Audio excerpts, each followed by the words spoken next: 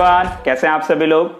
मैं अक्षय शर्मा, आपका दोस्त, आपका होस्ट और आपका टीचर स्वागत करता हूं आपका आपके अपने चैनल करियर शाला में। तो गाइस, आज हम लोग जो पढ़ने वाले हैं बहुत ही ज्यादा इंपॉर्टेंट टॉपिक है, यानी बेसिक्स ऑफ फ्यूचर टेंस हम पढ़ेंगे।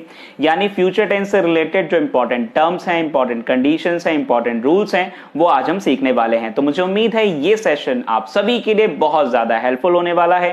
तो सेशन को एंड तक जरूर देखें ताकि फ्यूचर टेंस से रिलेटेड आपके डाउट हो जाए बिल्कुल दूर। तो चलिए शुरू करते हैं अपना सेशन बिना किसी देरी के।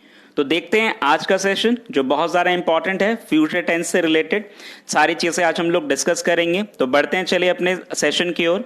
ये कुछ सोशल साइट हैंडल्स हैं जहां पे आप हमें लाइक, शेयर, सब्सक्राइब और फॉलो भी कर सकते हैं। तो बिल्कुल कीजिएगा भी ताकि इस तरीके की इंटरेस्टिंग वीडियोस आपको और भी मिलती रहे। तो देखते हैं अपना टेंस पार्ट 5, यानी पार्ट 5 का मतलब हुआ गाइस कि हम लोग प्रेजेंट एंड पास्ट से रिलेटेड सारी चीजें ऑलरेडी 4 वीडियो बनाकर डिस्कस कर चुके हैं। जितने लोगों ने भी वीडियो नहीं देखे हैं तो प्लीज जरूर जाकर देखें। तो चलिए शुरू करते हैं अपने आज के इंपॉर्टेंट टॉपिक यानी बेसिक्स ऑफ फ्यूचर टेंस की तरफ। तो बेसिक्स ऑफ फ्यूचर टेंस में हमारा सबसे पहला टेंस जो आज हम पढ़ने जा रहे हैं वो कौन है? Future indefinite. तो फ्यूचर इंडेफिनिट की सबसे पहले हिंदी समझते हैं। तो आपको क्या याद रखना है गाइस कि किसी भी वाक्य के अंत में अगर आप कभी भी आता है गा, गे, गी, तो वो क्या कहलाएगा? फ्यूचर इंडेफिनिट कहलाएगा। एग्जाम्पल अगर हम हिंदी में समझें तो देखें कुछ एग्जाम्पल लाइक वह मेरे घर आएगा, हम खेलने जाएंगे, हम पढ़ाई करेंगे। तो इस तरीके के जितने भी वाक्य हैं वो सब किससे बनते हैं? फ्यूचर इंडेफिनिट से बनते हैं। तो मुझे उम्मीद है क्लियर हुआ होगा ये बात आपको। बढ़ते अपने रूल नंबर 1। तो रूल नंबर 1 क्या कहता है कि सबसे पहले सब्जेक्ट के साथ विल शैल के साथ वर्ब की first form plus object plus etcetera आना चाहिए। यानी रूल नंबर 1 क्या बता रहा है? रूल नंबर 1 ये बता रहा है कि सबसे पहले सब्जेक्ट आएगा, विल शैल आएगा प्लस वर्ब की first form plus object plus etcetera. तो जो कि आपको याद होना चाहिए, सिंपल सा रूल है गाइस, तो इसे दिमाग में जरूर रखिएगा। अब इंपॉर्टेंट एक बात आपको समझना है, वो क्या है कि विल तो सबके साथ यूज होता है, कोई इशू नहीं है, लेकिन शैल का यूज हम केवल और केवल आई और वी के साथ करते हैं। तो ये बात याद रखिएगा कि शैल का यूज होगा केवल आई और वी के साथ गाइस। तो ये इंपॉर्टेंट बात है जो आपको याद रखनी है। देखते हैं कुछ एग्जाम्पल लिखे हुए हैं। जो एग्जाम्पल नंबर 1 है I shall complete this work till tomorrow. यानी उसने कहा I shall complete this work till tomorrow, यानी मैं इस काम को कल तक कर लूंगा। अब मैं इस काम को कल तक कर लूंगा यानी आई के साथ क्या यूज हो रहा है? शैल यूज हो रहा है और वर्ब की कौन सी फॉर्म आ रही है? फर्स्ट फॉर्म आ रही है। यानी स्टेटमेंट कैसा हुआ? बिल्कुल सही हुआ। तो मुझे उम्मीद है क्लियर हुआ होगा। नेक्स्ट एग्जाम्पल है they will play this game in the ground. यानी जो ये गेम है वो कहां पर खेलेंगे? ग्राउंड में खेलेंगे। यानी स्टेटमेंट सही रहा। नेक्स्ट एग्जांपल है Sonu will help you in this project. यानी जो सोनू है वो तुम्हारी मदद करेगा किसमें? इस प्रोजेक्ट में। तो गाइस याद रखिएगा ये स्टेटमेंट भी क्या हुआ? सही हुआ। यानी अगर हम देखें जहां पर भी सब्जेक्ट के साथ विल शैल प्लस वर्ब की फर्स्ट फॉर्म आएगा वो क्या कहलाएगा? फ्यूचर इंडेफिनिट कहलाएगा। इस बात को आपको दिमाग में रखना है, याद रखना है, बिल्कुल भी भूलना नहीं है। तो बहुत सिंपल सा टेंस है, आपको अच्छे समझ में आया होगा मैं उम्मीद करता हूं। बढ़ते हैं अपनी नेक्स्ट स्लाइड की ओर ताकि आपको और ज्यादा इंफॉर्मेशन दे सकें। तो पढ़ेंगे अब हम फ्यूचर कॉन्टिन्यूअस। तो सबसे पहले फ्यूचर कॉन्टिन्यूअस का हिंदी मीनिंग समझते हैं। तो गाइस याद रखना है किसी भी वाक्य के अंत में अगर रहा होगा, रही होगी और रहे होंगे आएगा तो वो क्या कहलाएगा? फ्यूचर कॉन्टिन्यूअस कहलाएगा। जैसे एग्जांपल के लिए हिंदी में अगर हम देखें वह पढ़ाई कर रहा होगा, हम खेल रहे होंगे, वह सो रहा होगा। इस तरीके के जितने भी वाक्य हैं वो किससे बिलोंग करते हैं? फ्यूचर कॉन्टिन्यूअस से। तो फ्यूचर कॉन्टिन्यूअस से आपको याद रखना है किसी भी वाक्य के अंत में अगर रहा होगा, रहे होंगे और रही होगी आता है तो क्या कहलाएगा? फ्यूचर कॉन्टिन्यूअस वो कहलाएगा। अब रूल जरा ध्यान से समझिए। रूल अगर हम देखें तो सबसे पहले आता है सब्जेक्ट के साथ विल शैल प्लस आता है बी प्लस वर्ब की फर्स्ट फॉर्म के साथ ING plus object plus etcetera. दोबारा समझते हैं रूल क्या है। रूल है सबसे पहले subject plus will shall plus be plus verb की first form plus object plus etcetera, यानी वर्ब की first form plus ING plus object plus etcetera. तो ये रूल है इंपॉर्टेंट जो आपको याद रखना है फ्यूचर कॉन्टिन्यूअस से रिलेटेड। अब जरा देखें एग्जाम्पल। तो लिखा हुआ है Sonu will be sleeping sleeping at this time, यानी जो सोनू है वो इस समय सो रहा होगा। तो सोनू सो रहा होगा, तो स्टेटमेंट क्या हुआ, सही हुआ, यानी किससे बिलोंग कर रहा है, फ्यूचर कॉन्टिन्यूस से बिलोंग कर रहा है। दोबारा समझते हैं एक और एग्जांपल। मैंने कहा we shall be watching television, यानी we shall be watching television. तो आपने देखा कि यहां पर क्या आ रहा है, शैल आ रहा है और शैल के साथ आईएनजी फॉर्म, यानी दोबारा फ्यूचर कॉन्टिन्यूस हुआ और स्टेटमेंट कैसा गया, सही गया। नेक्स्ट देखते हैं एक और एग्जांपल। लिखा हुआ है he will be doing study at home, यानी जो ही है वो क्या कर रहा होगा, पढ़ाई कर रहा होगा। कहां पर, घर पर। यानी देखें अगर हम ध्यान से तो विल के साथ बी आ रहा है और बी के साथ क्या लग गया, आपका आईएनजी फॉर्म लगा। तो स्टेटमेंट कौन सा बना, फ्यूचर कॉन्टिन्यूस अगेन बना। तो आपको गाइस ये याद रखना है कि फ्यूचर कॉन्टिन्यूस बहुत सिंपल सा टेंस है। दिमाग में रखिएगा कि जहां पर भी सब्जेक्ट आता है, सब्जेक्ट के साथ शैल विल आता है, शैल विल के साथ बी आएगा, वर्ब की फर्स्ट फॉर्म साथ अगर आईएनजी आ रहा है प्लस ऑब्जेक्ट प्लस एसेट्रा, तो वो रूल क्या कहलाता है, फ्यूचर कॉन्टिन्यूस कहलाता है। तो मुझे उम्मीद है ये पॉइंट आपको अच्छे से क्लियर हुआ होगा, कोई डाउट इसमें नहीं होगा। तो चलिए बढ़ते हैं अपने नेक्स्ट स्लाइड की ओर ताकि आपको और ज्यादा इंफॉर्मेशन मिल सके।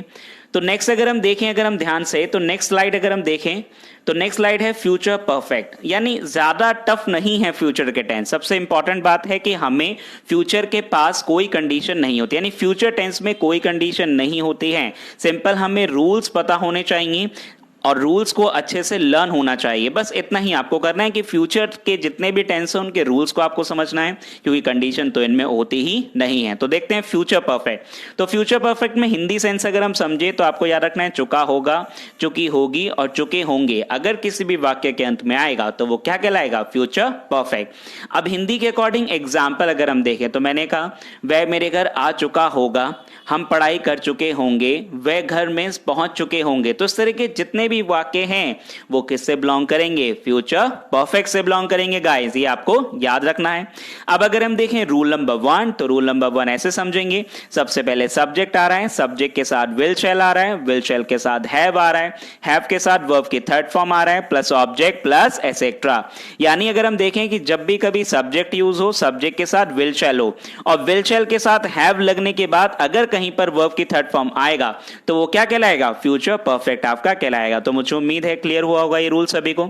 अब देखते हैं कुछ एग्जांपल। तो एग्जांपल में लिखा गया Sonu will have decorated this place, यानी सोनू जो है इस जो प्लेस है उसको सजा चुका होगा।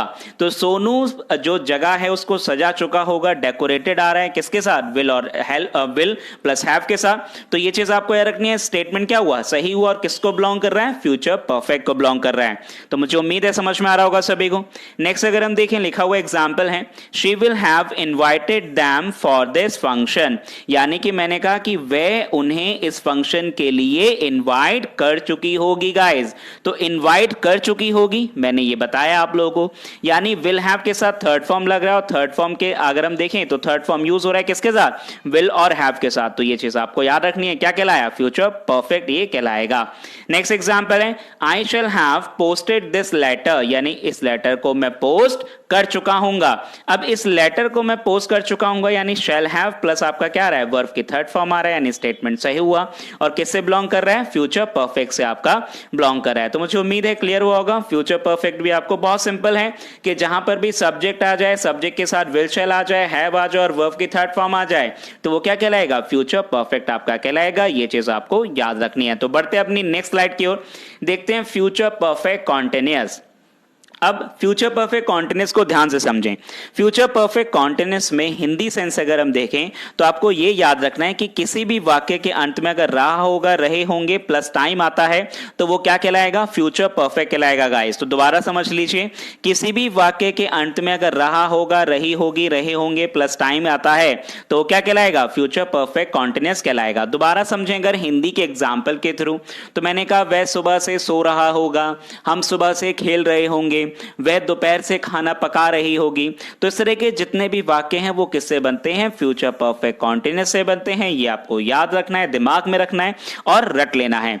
अब देखें अगर हम रूल नंबर 1, तो लिखा हुआ है सब्जेक्ट, सब्जेक्ट के साथ will shall plus have plus been plus verb की फर्स्ट फॉर्म साथ ING plus object plus from और for plus time plus etcetera. अब यहां पे एक इंपॉर्टेंट बात है कि फ्रॉम और फॉर यूज हो रहा है।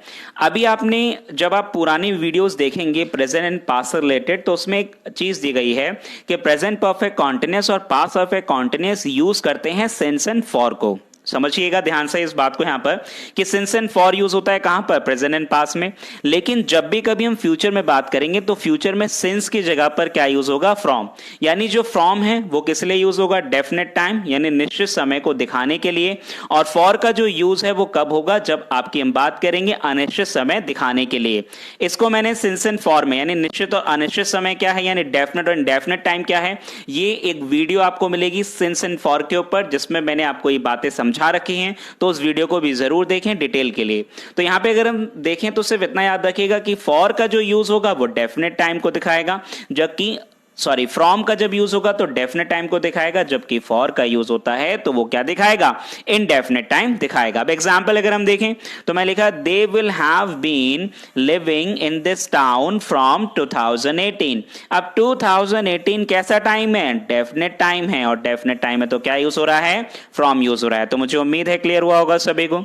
नेक्स्ट एग्जांपल है she will have been doing study for 2 hours. अब आपने देखा फॉर 2 आवर्स यानी 2 आवर्स कैसा टाइम है, इनडेफिनेट यानी अनिश्चित समय है, और अनिश्चित समय है तो क्या यूज हुआ, फॉर। तो गाइस याद रखिएगा कि फ्यूचर परफेक्ट कॉन्टिन्यूअस जहां पर भी यूज होता है तो वहां पर आपका यूज होता है फ्रॉम और फॉर। और आपको याद रखना है कि फ्रॉम का यूज होता है डेफिनेट टाइम दिखाने के लिए, जबकि फॉर का यूज होता है इनडेफिनेट टाइम को बताने के लिए।